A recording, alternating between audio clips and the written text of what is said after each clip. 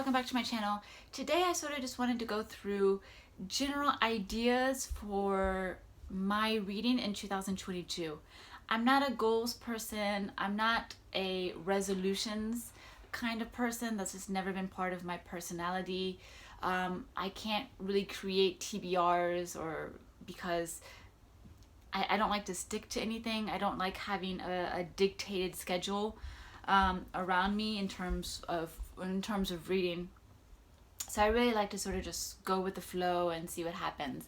But I still think that, like, entering a new year, for example, I do still think it's a good means in which to think about your reading, and for me also just to kind of hop on and sort of attach myself to other people's excitement about reading, because their energy, their goals, their motivations definitely creates a sense of, like, just excitement for an upcoming new reading year, and just restarting the number from to one. Basically, it just seems like there's so much possibility out there, and it really helps to look at your bookshelf in a brand new, fresh way. So I really do like that, even if I'm not creating concrete goals like I'm going to read more translated fiction, which, you know, for me is not that's not an issue for me. That's not really a goal I need to have. So you're not really going to see anything like that from me, but maybe via this video you'll at least kind of see the direction I'm going into or not going into, or just sort of how I think about my reading, especially if you're new to new to this channel. Maybe you can get a better feel for what I consider important or what I don't consider important, etc. I do think that, like, the one common goal that a lot of booktubers share is to reduce the TBR pile. For me, my TBR pile, my to be read pile is the actual physical books that I own. I don't own any books in other format than the physical format. And I would have to say reducing the TBR is not my primary goal. My primary goal is always to refresh the TBR, which means to always be circulating books in and out so that I'm always inspired to read something new, to read something different. And I actually think it's more important to read the books that you just bought than it is to read the books that have been on your TBR the longest. I did look at my oldest books on my TBR, and I still want to read them. They're definitely still books I want to read. So I'm not really concerned about that, but I do think it's important that if you buy a book, you read it right away, because there's a reason you wanted to buy that book right away. There's a reason you thought, I need this book, instead of just reading something I already own. So for me, refreshing the TBR and just reading books as they come in is more important. Because I mean, there's also the fact that for me, I have books in several different languages, so I actually need a larger TBR so I have something to pull from. So I need a big batch of French books, because I don't know if I'm going to have access to those books in Japan. See what I mean? I don't need a big Japanese language TBR because I can buy those books whenever I want. But French and English books, definitely, especially with the import prices in Japan, makes the books so expensive. It's better for me to kind of have more books on the back burner, so I can always pull from once I have completed the fresher, newer books. But to get an idea of where my TBR is now, I'm currently at 144 books on my bookshelves. I have 3 books in Spanish, I have 37 books in Japanese, I have 61 books in French, and I have 43 books in English. Now, I could create a goal that maybe it'd be ideal if I got each category below 30, but just calculating that, if I were to do that, would be 51 books. Just to reduce my TBR, where each language is below 30, would be 51 books, which I've never read 51 books in a year. So the idea of reducing my TBR and trying to reach this obscure goal of less than 30 books in each language It's just not realistic. So I don't. There's no point in making a goal like that for me. There's just no point. Now, is 61 books in French a lot? No, not really, because I have the entire Zola Rougon-Macquart series on there, and I have a lot of Jules Verne that I collect.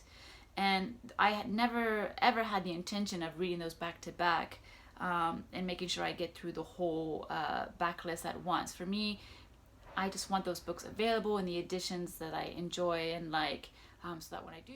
So my video cut out because my phone is officially dying. I think that will be a goal for 2022. Buy a new cell phone, because my phone is just, it's dying. It's absolutely dying. I hate this phone. But what I was saying was something about my French TBR, where basically it's just good for me to have books on the back burner. So I think we can sort of move on from the concept of the TBR.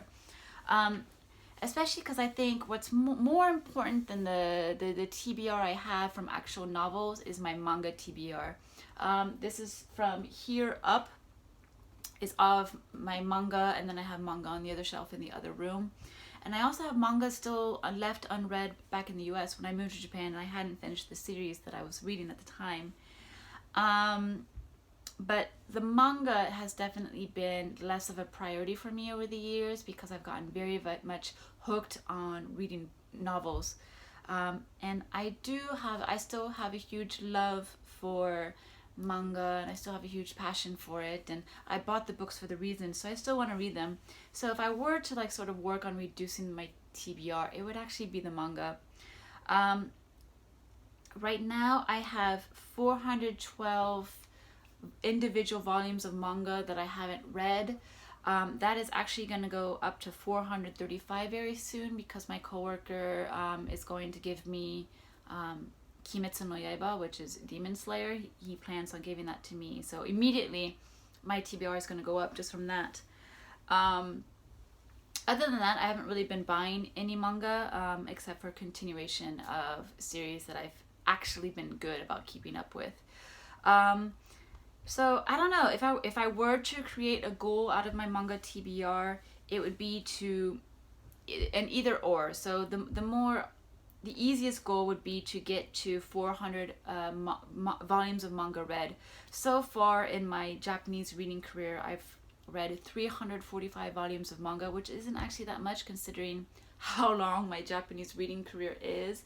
Like I said, like I have said in many videos before, I've definitely gotten complacent with my Japanese. I've gotten satisfied with where my level is, and I shouldn't be. I should be pushing more, and I need to remember that I enjoy reading Japanese, and I want to get better at reading Japanese.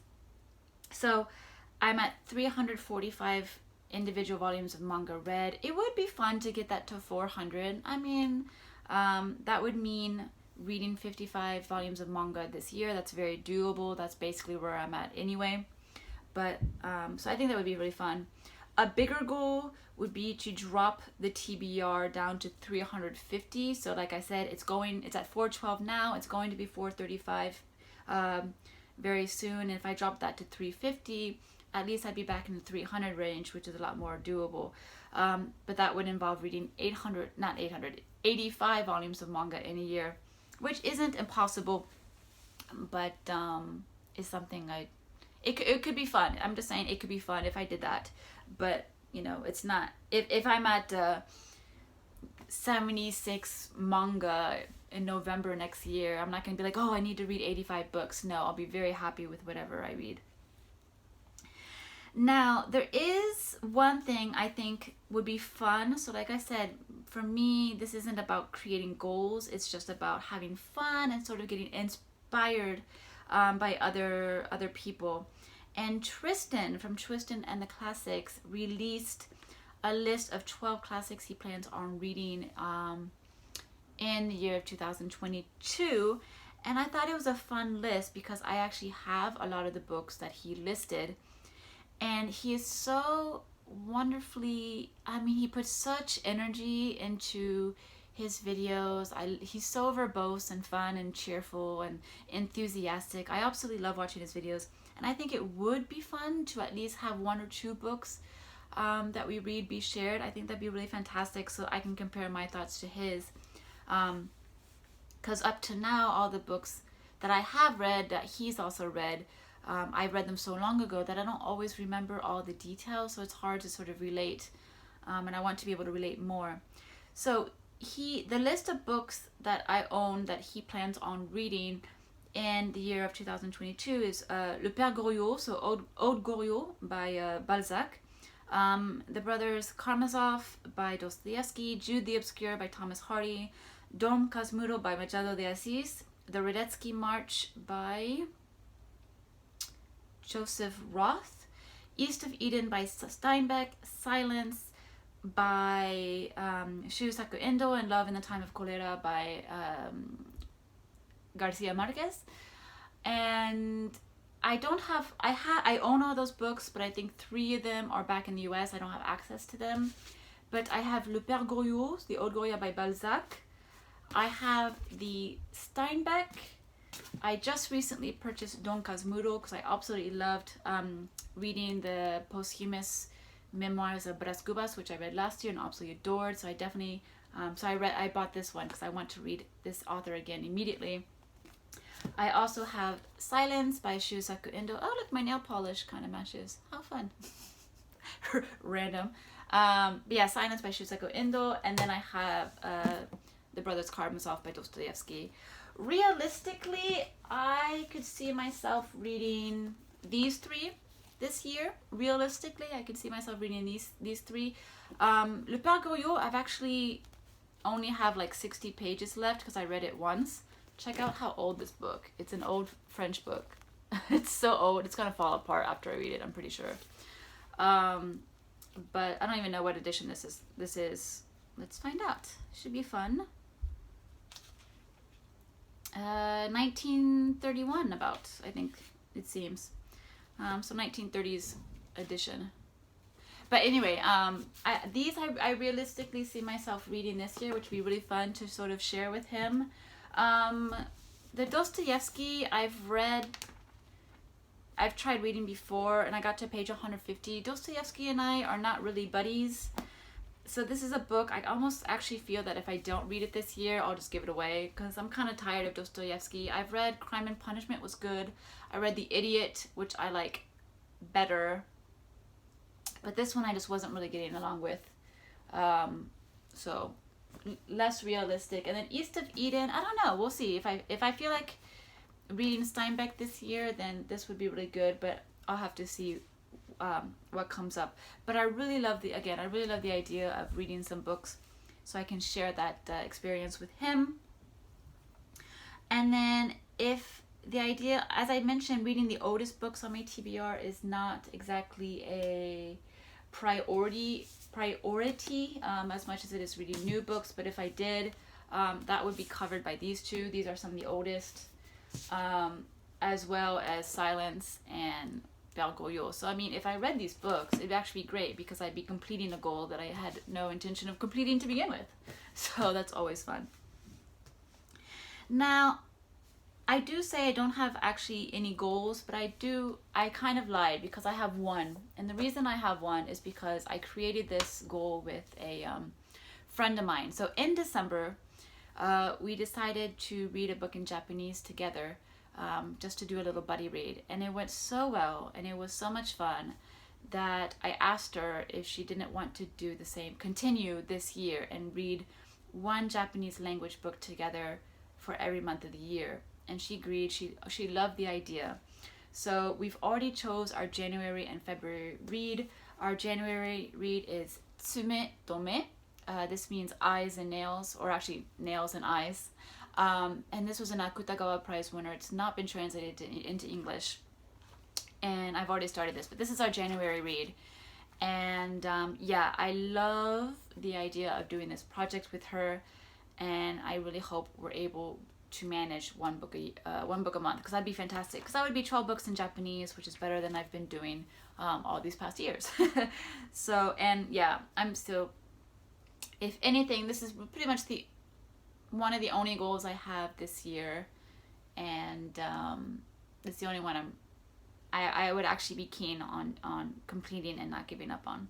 Not to say that we won't abandon a book if we don't enjoy it, but at least having the idea of doing a buddy read is fantastic. So yeah, this is our first book of January. Super, super excited about that. And then for a private goal for me, I don't know if it's going to happen, but I've prepared. I've always wanted to read a samurai book in Japanese because I just love the idea of reading about samurai. I've never read about samurai. Because, it's funny, you grow up and there's always the stereotypes of samurai and ninja in Japan, like, ooh. But I've actually never read anything about that, surprisingly enough. And there's this category of books in Japanese called Jidai Shousetsu, which is basically historical fiction, but these particularly revolve around this era in Japan where there were samurai roaming the streets. So it just sounds so much fun and really up my alley. But I've always been hesitant to pick one up because it is going to be a book about that time period. It's gonna have a lot of words I don't know. It'll probably be using grammar I don't know. But this year I just decided that I'm going to read one, and this one really just looks so. I was really taken by this cover, to be honest. But this one just looks so much fun. It's called Incho, which I don't really know what it means. I mean, even my Japanese friends, they looked at this like, I have no idea what that means. But it's basically, the story is based on a really famous rakugo story. Rakugo is a type of storytelling in Japan that you tell a story but you embed humor into it. It's basically like a one person monologue on stage, but it's humorous. And so this book uses one of the really famous rakugo stories that's about ghosts and all those things, and just put this in this book. And I just, at the bookstore, like I said, I was taken in by this cover, and then just flipping through a few pages to see if it was readable for me, or at a readable level for me. It seemed like I could really do this. So this would be, with the book club books, this would be my other goal for the year. And these are the only things that are actually goals. Like, I would love to complete this and be successful in reading this. But yeah, this just seems so much fun, like, to read. And I think if this goes well, I'm going to be hooked on these books and I'll want to read these and nothing else. Like, I'm super excited. Yeah, just too excited. So that's really kind of what I'm feeling for 2020 when it comes to books. When it comes to doing YouTube, I'm just be going at the same pace, about once a week. If I don't feel like posting, I won't, because I don't want to create content for the sake of creating content. I want to create content if I have an idea and I want to share something with you guys. But if I feel like skipping, I'll skip, like I've been doing anyway. But I mean, generally about once a week. I always post at midnight on Sundays in Japan, which ends up being at like 9 a.m. more or less in the US on Sunday mornings. That's kind of, I'll be sticking to that schedule, not pushing any more than that, to be honest. But one thing I do want for videos is, I did download a video editing, it's free, so I'm still going to be limited into what I can do, but a video editing software, because I want to at least be able to add images, like a book cover right here, when I'm discussing books that might not have a translation, or I'm reading the Japanese version and I want to show the English book cover, or if I'm talking about, like when I did the upcoming translations video, where I don't have any physical copies of that books, but at least I can show the cover of the books that are coming out. So that would be really good. And I'd like to be able to do that, so that it'll be, to make it easier for you guys to process the information that's coming out of my mouth, basically. But yeah, that's basically what I'm thinking for 2022. I definitely feel super refreshed and super excited. I know the end of 2021, I pretty much more or less stopped reading. But that happens, it is what it is. But yeah, super excited for 2022. Let me know if you want. Let me know what your sort of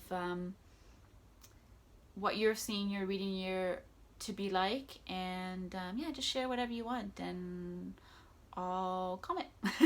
So yeah, next week will be the 2021 books in review, where basically I go over all the books I've read and I give you statistics and best of and worst of and things like that.